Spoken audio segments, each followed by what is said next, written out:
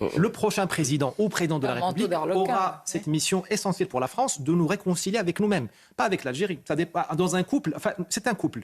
La France a changé, j'espère qu'elle va changer, qu'elle va sortir du logiciel de la guerre d'Algérie. C'est derrière nous, c'est fini. On fait le devoir de mémoire, tout ça, mais c'est fini. Nous n'avons pas le sang de l'OAS sur les mains. Je vous rassure tous, nous l'avons. Ça, il faudrait qu'on le prochain président ou présidente, il faut qu'il nous fasse ce grand reset. On divorce, quoi.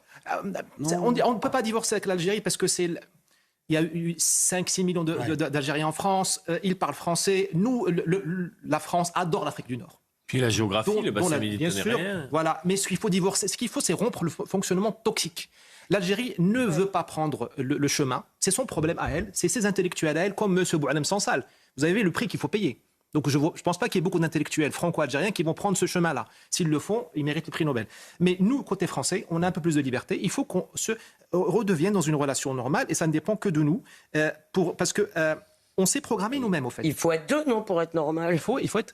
Mais faisons ce qui dépend de nous. C'est-à-dire que là, j'espère que c'est la dernière fois qu'on... Mais moi, j'ai toujours dit, ça va vous choquer, j'ai toujours dit que du côté algérien, on peut comprendre du côté algérien qui pousse très loin les choses. Puisque vous avez en face, pardonnez-moi, comme dans une négociation, vous avez quelqu'un de soumis. Mais le mensonge historique comme politique, si vous voulez, c'est pas bon pour un pays. Je ne suis pas franco-algérienne, je suis franco-tunisienne, mais un pays d'un côté qui fait tout pour ne pas récupérer... Oui, mais...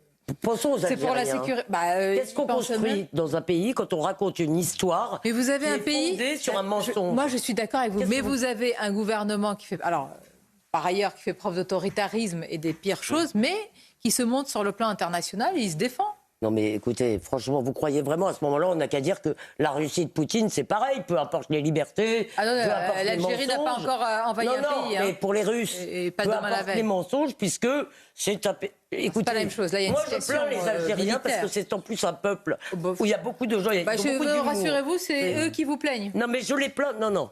Je les plains vraiment pas seulement pour les... Non, excusez-moi, il me semble qu'il y a plus d'Algériens qui ont envie de venir en France que le contraire, donc pardon. Mais attention, là on parle de 3e, 4e génération, ils sont français. Je voudrais juste finir. Oui, mais... Je parle des Algériens là-bas.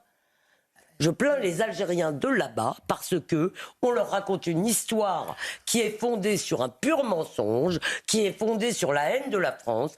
Et franchement, nous, on a fait quelques petits accommodements avec notre histoire qu'on n'a pas voulu voir et on l'a payé pendant des années parce que ça vous ronge.